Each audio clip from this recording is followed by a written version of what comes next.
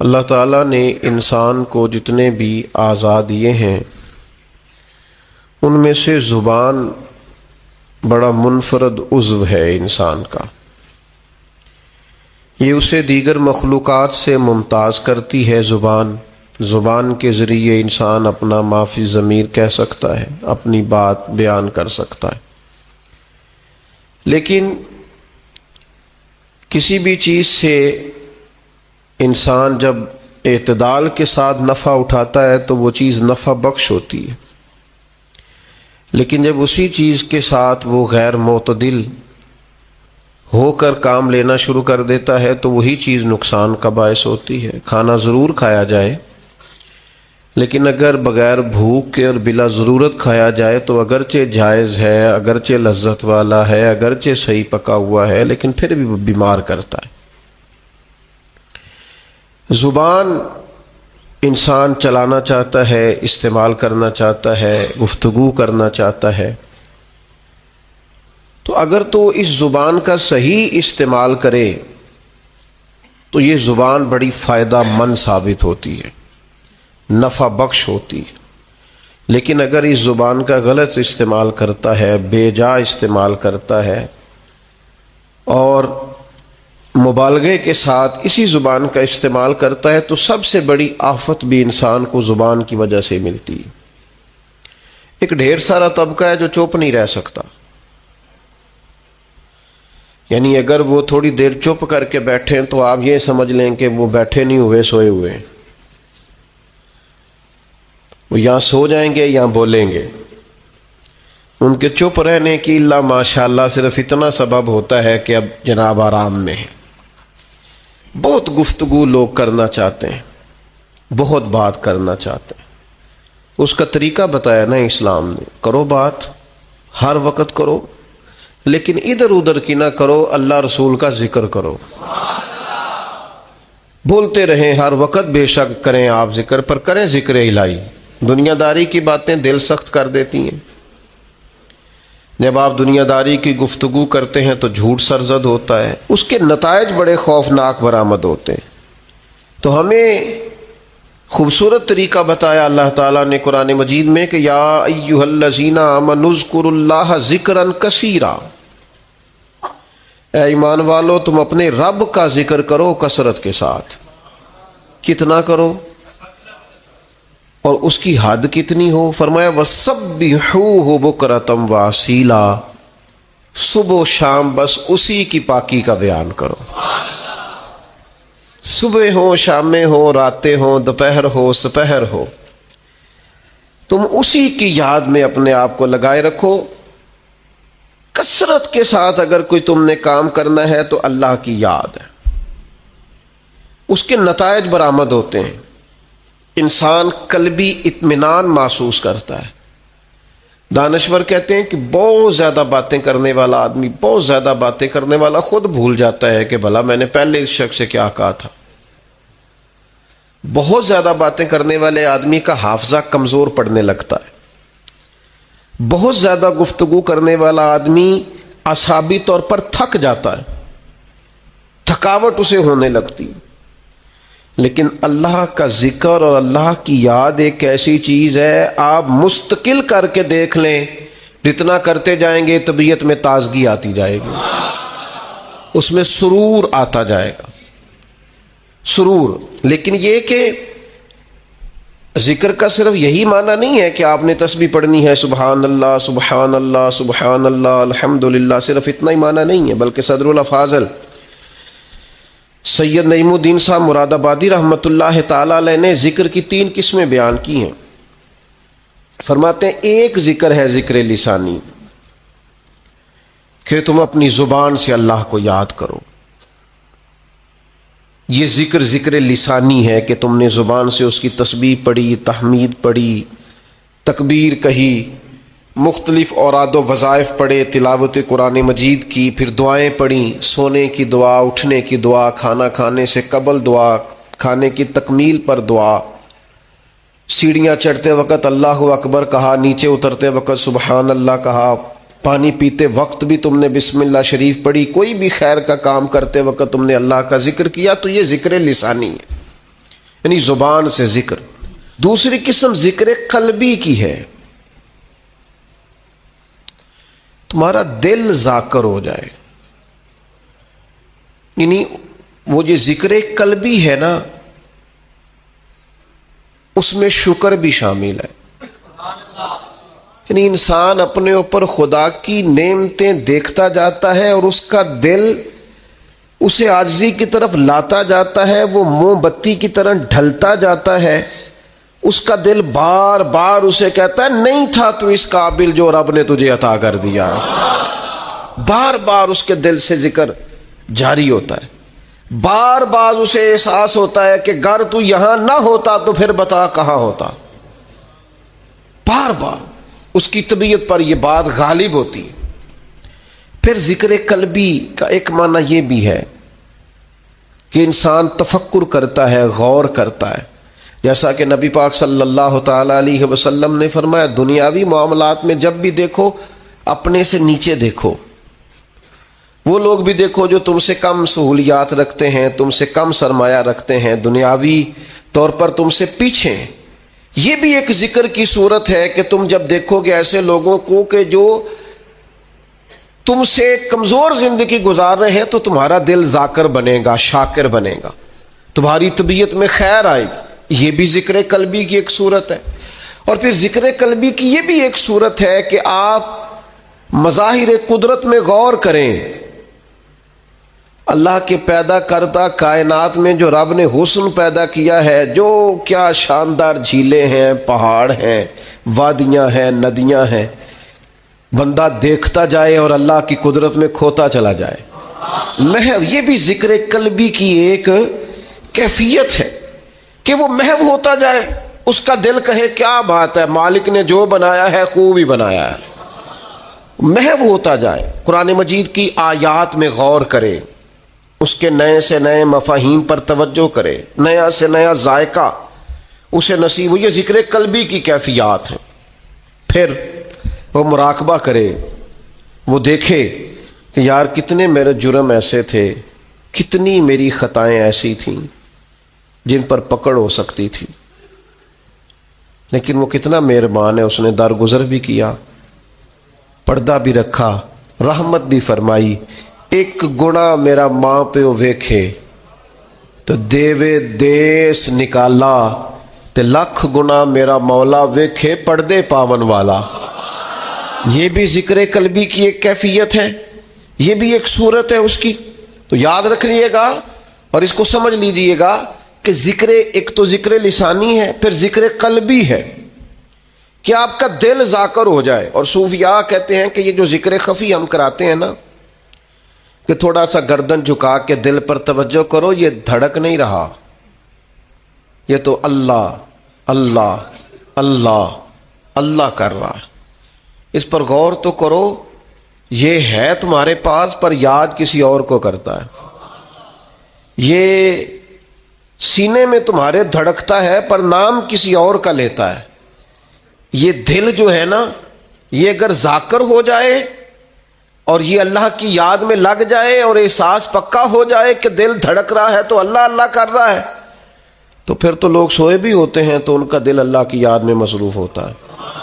پھر سلطان صاحب رحمۃ اللہ علیہ فرماتے ہیں، جو دم غافل سوئی دم کافر، سانو مرشد ہو پڑھایا ہو، نفی اسبات دا پانی ملیا تے ہر رگے ہر. یہ نفی اسبات کیا ہے؟ لا الہ نفی ہے، اللہ کے سوا کوئی معبود، یہ نفی ہے. الا اللہ اسبات ہے کہ اللہ ہے.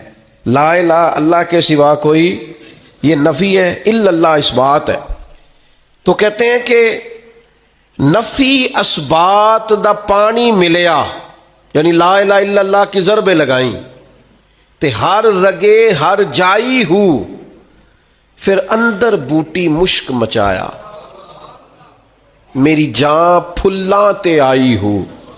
پھلاں تے یعنی اب میرا وجود اتنا ہلکا پھلکا ہو گیا ذکر کرتے کرتے کہ پھولوں کی طرح ہو گیا. نفی اسبات دا پانی ملیا تے ہر رگے ہر جائی ہوں تے اندر بوٹی مشک مچایا جہاں پھلاں تے. تو پھر کہتے ہیں مجھے پھر یاد آیا کہ میں تو یہاں آ ہی نہیں سکتا تھا, چھوڑ کون گیا ہے؟ یہ ذکر پہ مجھے لگایا کس نے ہے؟ یہ میری توجہ کس نے کرائی ہے؟ کہتے ہیں جب میں پوری طرح پھول بن گیا تو پھر مجھے وہ موسن یاد آیا جس کی برکت سے میں یہاں آیا تھا. پھر بول کے کہنے لگے جیوے مرشد کامل باہو جس اے بوٹی لائی ہو. وہ جیتا رہے, اللہ تعالیٰ اس کو آباد رکھے. الہی تا ابد آستانہ یار رہے, آسرا ہے غریبوں کا برقرار رہے. پھر دعائیں نکلنے لگ گئیں. جیوے مرشد کامل باہو جس اے بوٹی لائی. تو ذکر قلبی. پھر تیسری قسم ہے ذکر بالجوارے, اعضاء کے ساتھ ذکر کرنا, یعنی اپنے وجود کو اطاعت الہی میں لگانا. جو کام اللہ کی نافرمانی کے ہیں وہ چھوڑ دینا, جو فرما برداری کے ہیں وہ کرنا. یہ بھی ذکر کی ایک قسم ہے کہ آپ اللہ یعنی رزق حلال کمانے پہ آپ لگے ہوئے ہیں, حرام سے بچ رہے ہیں. تو یہ جو آپ حلال اور طیب کمانے پہ لگے ہیں یہ بھی آپ اللہ کی یاد میں لگے ہوئے ہیں. اس پر حدیث میں دلیل بھی موجود ہے کہ نبی کریم صلی اللہ تعالی علیہ وسلم نے فرمایا جو انسان رزق حلال کی تلاش میں ہے وہ بھی راہ خدا میں. تو یہ تیسری قسم ہے کہ آپ اللہ کی اطاعت میں لگے ہوئے ہوں. اس میں پھر اگر آپ جہاد میں ہیں تو پھر بھی ذکر الہی میں ہیں, تبلیغ دین میں ہیں تو پھر بھی ذکر الہی میں ہیں, قرآن مجید پڑھا رہے ہیں تو پھر بھی ذکر الہی میں ہیں, پڑھ رہے ہیں تو پھر بھی ذکر الہی میں ہیں. کتاب و سنت کی نشر و اشاعت میں, تبلیغ میں, تعلیم میں جتنا آپ کا وقت گزر رہا ہے سارا ذکر الہی میں. تو یہ ذکر الہی کی 3 اقسام ہیں. ان میں سے کوئی بھی نصیب ہو گئی تو اللہ کی یاد نصیب ہو گئی. بڑے نتیجے ہیں ذکر کے, حدیث پاک میں بڑے نتیجے ہیں. حضور نے فرمایا فرشتے ڈھونڈتے پھرتے ہیں ذکر کی مجلسیں, فرشتے ڈھونڈتے پھرتے ہیں, تلاش کرتے پھرتے ہیں. فرشتے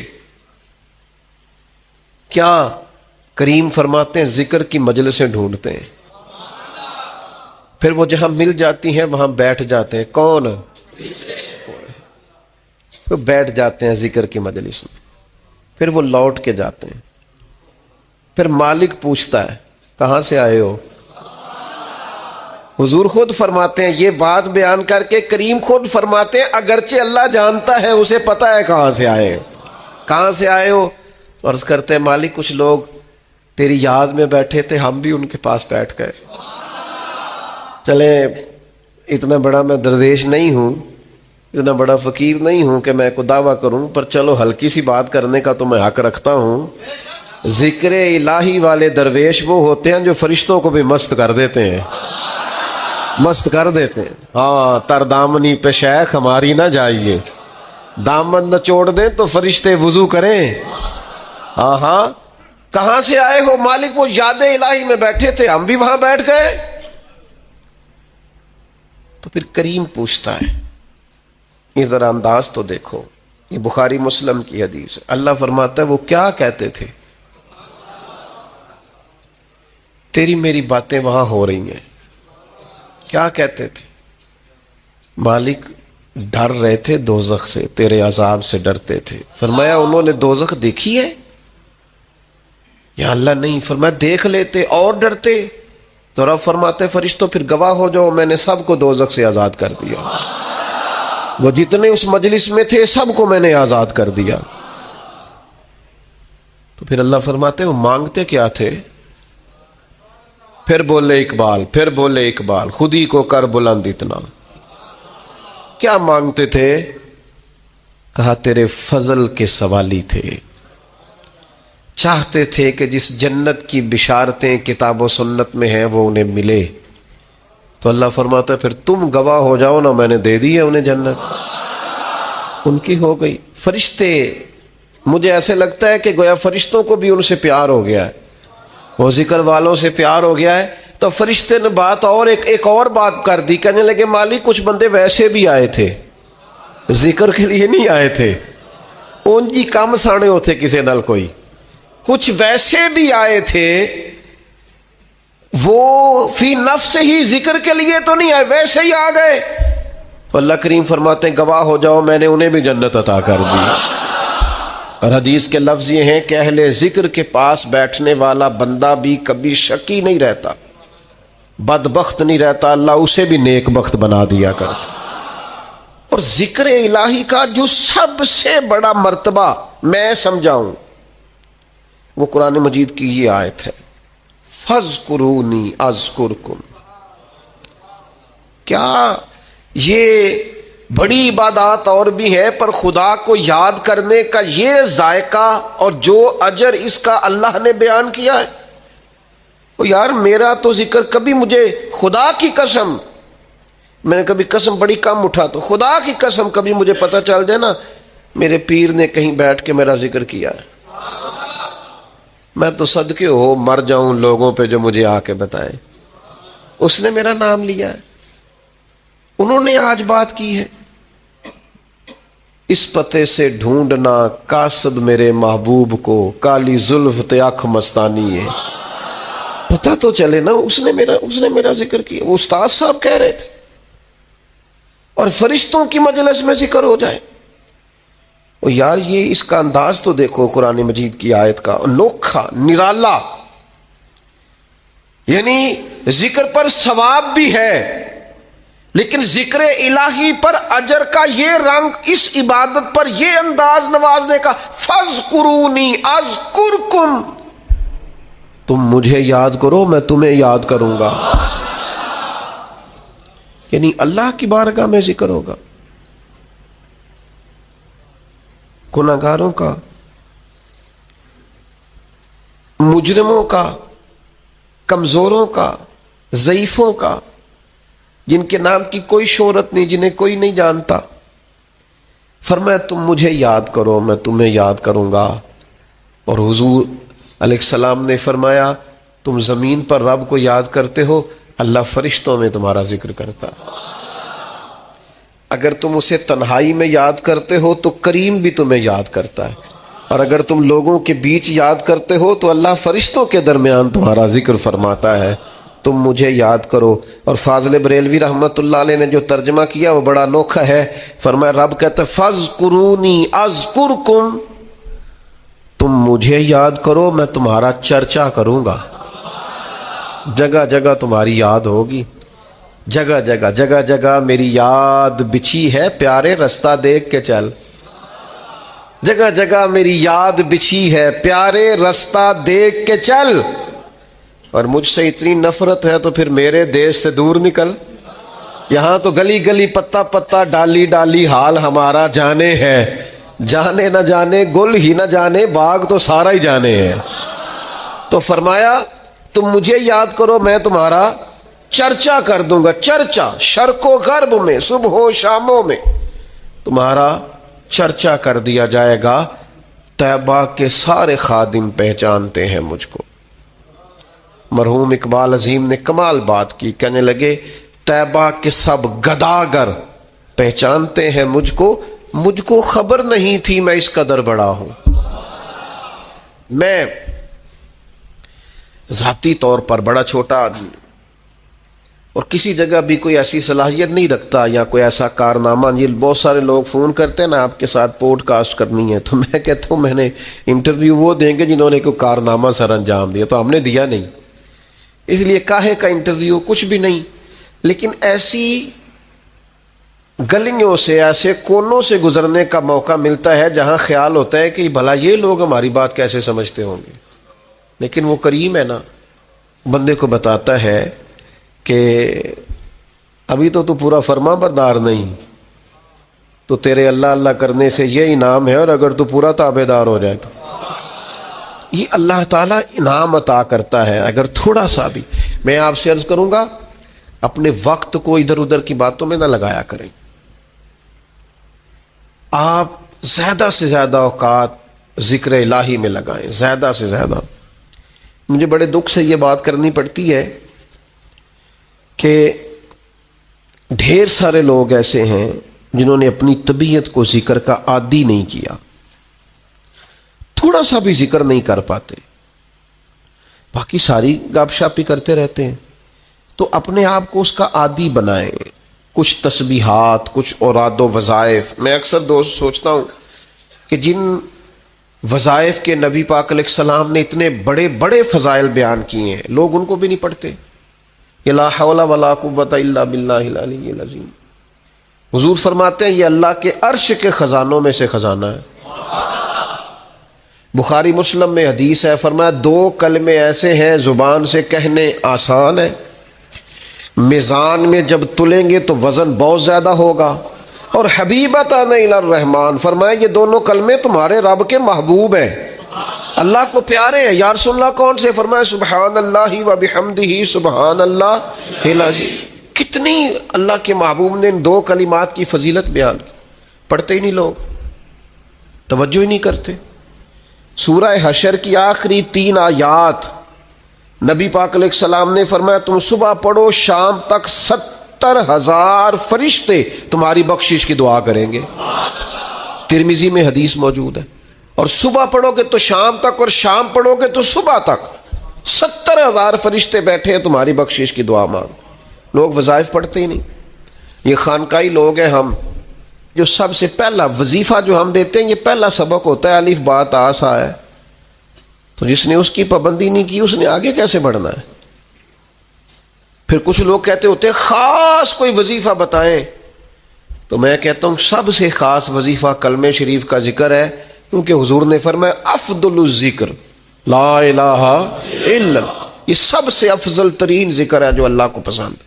تو اب اذکار کریں، کچھ وقت بیٹھیں. مسنون ذکر یہ تسبیح فاطمہ جو پڑھی جاتی ہے نماز کے بعد 33 بار سبحان اللہ، اور وہ بھی برسبیل تذکرہ اذکار دو ذرا صحیح پڑھی جائے. بعض لوگ تو ایسے مجھے تو نہیں سمجھ آتی کیسے وہ پڑھ لیتے ہیں 33 بار سبحان اللہ سبحان اللہ سبحان اللہ. کچھ تھوڑا سا آپ وقت دیں اس کو. کوئی 33 بار کہنا کوئی مشکل کام ہے؟ الحمدللہ الحمدللہ تھوڑا تھوڑا آپ ٹائم دیں اس کو. اللہ اکبر کہیں، ذرا تھوڑا رکیں. 33 بار کوئی مشکل کام ہے؟ اور فضیلت اس کی اتنی ہے کہ فرمایا اگر کسی کے گناہ سمندر کی جھاگ کے برابر بھی ہوں تو یہ تسبیح پڑھنے والے کہ اللہ گناہوں کو معاف فرما دیتا ہے. تو مسنون اذکار جتنے بھی ہیں، اور ہمارے تو شجرے میں جتنے ذکر لکھے ہیں نا ہمارے بزرگوں نے، وہ سارے وہی ہیں جو حدیث پاک میں موجود ہیں. سارے حدیث پاک والے وظائف اعلیٰ حضرت بریلوی رحمۃ اللہ علیہ کے ایک ایک پر ہم حوالہ پیش کر سکتے ہیں جو ہم شجرے میں دیتے ہیں. تمام احادیث میں توجہ نہیں کرتے آبا. میں آپ سے گزارش کروں گا بہت ساری باتیں ادھر ادھر کی کرنے کی بجائے کچھ وقت اذکار کے لیے لگائیں. لطف آئے گا آپ کو اگر آپ اذکار کریں گے، آپ چیزوں کو پڑھیں گے، آپ اس پر غور کریں گے، آپ کو ذائقہ نصیب ہوگا. تو اپنی طبیعت کو ذکر الہی کی طرف مائل کریں. اللہ تبارک و تعالی ہمیں سمجھنے کی توفیق عطا فرمائے. کچھ لوگوں کو دعا لگ جاتی ہے. آپ کو جو آدمی بڑا چمکتا دمکتا اجلا نظر آئے نا، اس کا کبھی ماضی ٹٹولو گے نا تو کبھی کوئی اس کے گھر سے روٹی کھا گیا تو فقیر اور اس نے ذوق سے کھلائی تھی. کبھی پیچھے سے ٹٹولو گے تو کوئی روٹی کھا کے دعا کر گیا تھا. کوئی چند گھڑیاں دروازے پہ رہا تھا، اس نے نیکی کی تھی، دعا کر گیا تھا. کبھی ٹٹولو گے ڈھونڈو گے تو بیمار ماں نے کسی کو دعا دی تھی کہ پتر اللہ تیرے اوپر فضل کرے. کسی کے بوڑھے باپ بیمار نے دعا دی تھی اللہ تجھے کسی کا محتاج نہ کرے. کسی نے دعا دی تھی. وہ دعا ہے جو اس کے دائیں بائیں آگے پیچھے چلتی ہے. حضرت مولا علی شیر خدا رضی اللہ تعالیٰ عنہ گرمیوں میں بھی موٹے کپڑے پہن کے پھرتے تھے. لوگوں نے کہا حضور سخت گرمی اور پھر آپ تو بڑے دلیر آدمی، جوان اور گرمیوں میں بھی موٹے کپڑے. فرمانے لگے نبی کریم نے دعا دی تھی کہ اللہ علی کو موسم کی شدت سے بچا کے رکھنا. موسم کوئی بھی ہو علی پہ اثر ہی نہیں کرتا، شیر خدا پہ اثر ہی نہیں ہوتا. موٹے پہن لوں پتلے پہن لوں، اللہ میرے جسم کو موسم کی شدت سے محفوظ رکھتا ہے. اپنے لیے دعائیں سمیٹ چکروں میں نہ پڑھیں. وہ جی سب کی اللہ سنتا ہے، کس نے کہا نہیں سنتا؟ لیکن کچھ ایسے ہیں جو ہاتھ اٹھا دینا تو رب کریم قبولیت سے فرماتے ہیں دیر نہ کرنا. ذرا جلدی جانا. قبولیت سے اللہ کہتا ہے. کچھ ایسے ہیں جو ہاتھ اٹھا دے نا ہاتھ, تو اللہ تعالیٰ مرحوم خورشید گیلانی سے اللہ تعالیٰ ان پر فضل کرے, کچھ تھوڑا ربط رہا. انہوں نے نا ایک جملہ اپنی والدہ کے لیے کہا تھا. کہنے لگے میری اماں ان پڑھ تھی, اپلے تھاپتی تھی, اور ان کا آنچل دوپٹہ بھی کئی دفعہ میلا رہتا تھا. پر مرحوم گیلانی صاحب کہتے ہیں میری ماں کبھی میلا دوپٹہ بھی سامنے کر کے اللہ سے میرے لیے رحمت مانگتی تھی تو مجھے لگتا تھا مالک نے فضل فرما دیا. بھائی اپنے لیے رحمت اپنی والدہ سے, والد سے, بوڑھوں سے, بزرگوں سے دعائیں لیں. کچھ دعائیں ایسی ہوتی ہیں جو کرم کر دیتی ہیں, جو آسانی. اور ایک دوسرا پہلو بھی ہے, کبھی کسی بندے کو اتنا تنگ نہ کرنا کہ وہ اتنی تکلیف میں آئے کہ وہ خود تو کچھ نہیں کر سکتا, ماڑا ہے, لیکن پھر وہ رات کو اپنے رب کی بارگاہ میں بیٹھ کے کہے کہ تو حاکم و عادل ہے مگر تیرے جہاں میں ہے تلخ بہت بندہ مزدور کے اوقات. پھر ایسا نہ ہو غریب ہے, ماڑا ہے, خود تو کچھ نہیں کر سکا, پھر اللہ کی بارگاہ میں تیری شکایت کرے. ایسا نہ کرنا. میرے نبی پاک علیہ السلام کے درویش صحابی تھے حضرت سعید بن زید رضی اللہ تعالیٰ عنہ, فقیر فاقہ مست, حضرت عمر رضی اللہ تعالیٰ عنہ کے قریبیوں میں سے تھے. ایک عورت نے الزام لگا دیا زمین کے قبضے کا. میں کیسے آپ سے کہوں کہ جب لوگ کسی ایسے شخص پر جس نے زندگی ساری دیانتداری سے گزاری ہو, لوگ الزام لگاتے ہیں نا, تو یہ بھی نہیں سوچتے ہم بات کس کے بارے میں کر رہے ہیں. کھلی ہوئی زبان ہوتی ہے, جو مرضی کہہ دیتے ہیں. حضرت سعید ابن زید پر الزام لگا دیا. اتنا بڑا آدمی, محبوب کا صحابی, اور عورت نے الزام لگا دیا. اور جب اللہ والے بد دعا دیتے نہیں, لیکن جب کوئی تکلیف اتنی دے, کلیجہ پھٹ جائے, پھر بندہ کیا کرے. وہی بات کہ اب وہ کچھ کہہ نہیں سکتے تھے, ایک عورت پر کس طرح کوئی بات ہو سکتی تھی. دونوں ہاتھ اللہ کی بارگاہ میں اٹھائے, یہ صحیح حدیث میں موجود ہے. دونوں ہاتھ اللہ کے حضور اٹھا کے عرض کرنے لگے مالک اگر یہ عورت جھوٹی ہے نا تو پھر اسے اندھا کر دے اور اس کی قبر اس کے گھر میں بنا دے. صحابہ فرماتے ہیں کہ حضرت سعید ابن زید کا تو وصال ہو گیا, زمانہ گزر گیا, لیکن ہم نے پھر اس بی بی کو اندھا ہوتے دیکھا ہے. پھر اس کے گھر میں کنواں تھا اور ہم نے اسے اپنے ہی گھر کے کنویں میں گر کے مرتے ہوئے بھی دیکھا ہے. اس لیے کہ جب آپ کسی کو تکلیف دیتے ہیں, جب آپ ستاتے ہیں, جب آپ وہ بات کرتے ہیں جو اس بندے میں موجود نہیں ہے, جب آپ جھوٹ بولتے ہیں اپنے نفس کی تسکین کے لیے, جب آپ زیادتی کرتے ہیں صرف اپنی انا کے لیے, تو پھر بعدوں کا دعائے ضرر نکلتی ہے منہ سے, دعائے ضرر, اور یہ رد عمل کے طور پر نکلتی ہے. نبی پاک رحمت للعالمین ہے. لیکن جب حضور گزرے نا ایک دن طواف بیت اللہ شریف کر کے, تو کفار نے پھبتیاں کسیں, بار بار بلا بھلا کا. ایک طواف بھی حضور نے کر لیا, دوسرا بھی کر لیا, تیسرا بھی, اور پھر انہیں اوجڑیاں ڈالی, کئی تکلیفیں دی. تو اس وقت حضور نے پھر دعا کی تھی اے اللہ گن لے ان لوگوں کو, گن مالک ان بندوں کو, یہ اتنی تکلیف دیتے ہیں. حضرت صدیق اکبر فرماتے ہیں وہ جن کے لیے محبوب نے اس دن دعا کی تھی وہ چن چن کے بدر میں قتل ہوئے, سارے گن گن کے وہ لوگ قتل ہوئے.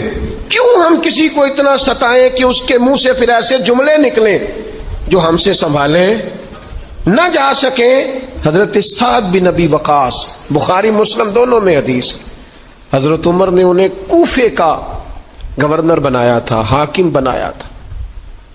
کچھ لوگ حسد کی وجہ سے نیک لوگوں پر تنقید کرتے ہیں, اپنے ذاتی حسد کی وجہ سے اللہ کے بندوں کو ستاتے ہیں, پھبتیاں کستے ہیں, زبانیں کھولتے ہیں.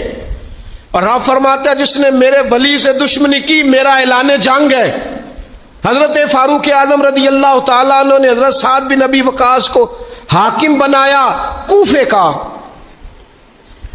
تو کچھ لوگوں نے شکایتیں کی, تو حضرت عمر نے کہا جاؤ پتہ کرو جا کے, معلومات کی. تو ہر بندہ کہنے لگا اتنا اعلیٰ تو بندہ ہو ہی نہیں سکتا جتنے حضرت سعد بن ابی وقاص ہے.